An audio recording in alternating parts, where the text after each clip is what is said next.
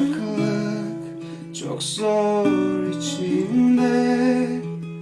Kötü ihtimaller biriksi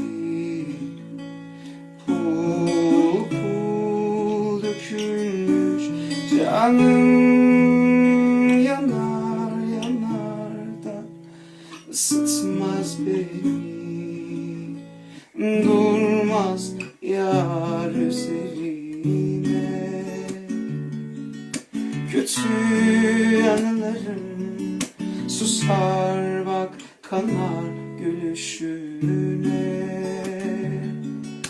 İçim içim hayırsızım. Kapatın şehrin ışıklarını, günahı düşümde kalsın, göz görmez olsun.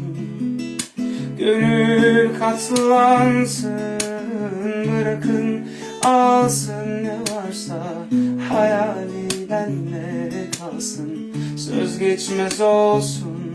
Gönlüm katlansın. Görmüyor musun çaresizliğimi, bu kadar mı?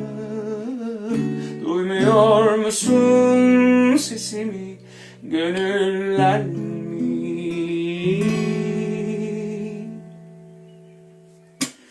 Kapatın şehrin ışıklarını, günahı düşümde kalsın, göz görmez olsun.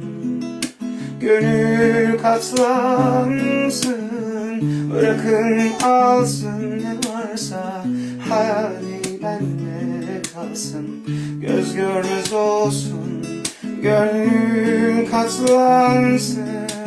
Kapatın şehrin ışıklarını, günahı düşümde kalsın, göz görmez olsun. Gönül katlansın, bırakın alsın ne varsa, hayali benle kalsın, söz geçmez olsun. Gönlüm